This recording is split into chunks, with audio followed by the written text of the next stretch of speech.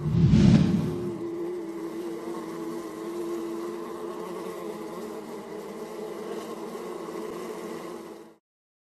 I'm Lynn Hitt, President of ePestSolutions. Today I'm going to discuss with you the different tools available for any rodent control program, be it rats or mice.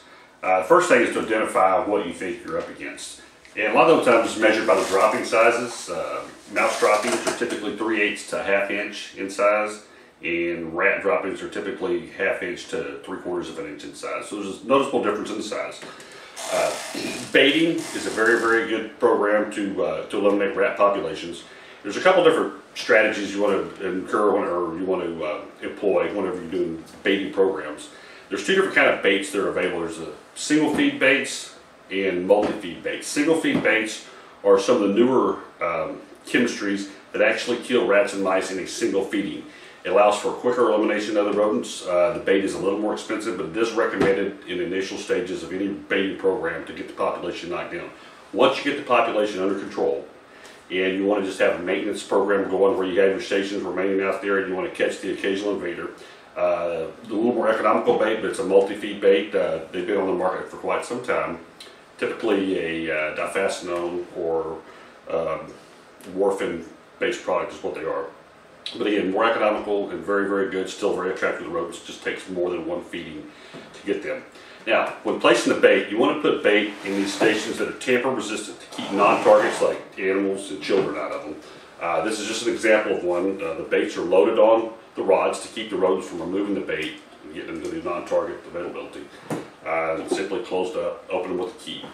For rats, you want to make the placements anywhere from 15 to 30 foot intervals. Pay close attention to interior or exterior exits where the rats are probably making their entrance. And then with mice, typically a smaller bait station, still has the rod to put the bait block on. You want to put these in 10 to 12 foot intervals. And again, based on the severity of the infestation, the more bait, the better. The real critical part of any baiting program in the initial stages, or at least first 10 days of the program, you want to make sure that you continue to have sufficient fresh bait in these stations till you get the population under control. And you typically will see a major reduction in the population within 10 days. Rats are a little bit slower. They tend to be a little more neophobic or scared of new things in their environment, so it takes them a little longer to get the bait, but the mice are very curious little guys and they go immediately after the bait. Some other methods would be trapping the animals. This ensures you that you get the dead animal out of the structure. Several different possibilities. One's the glue board. For mice, it doesn't take quite as much glue. You can buy the paper thin, much more economical glue boards. Simply peel the plastic cover off. Make the placement next to walls or any runs where you know that the rodents are. Rats are a little bit bigger, a little stronger, and it takes an actual rat glue board.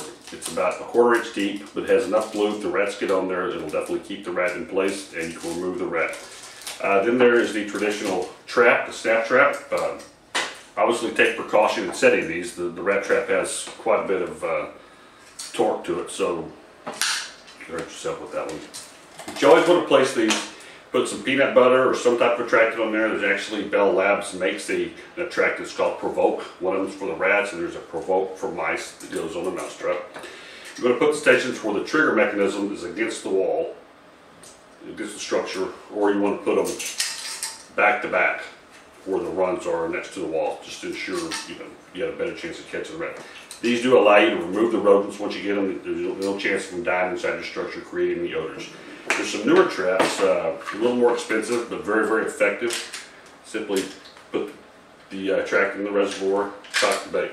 Actually, the bait stations for the rats actually have in them a slot to put bait stations. So if you want to keep the snap traps, if you're going inside of the structure, if you want to keep the snap traps away from non-targets like animals and kids, see it actually fits in the bait station, folds over, very easy removal.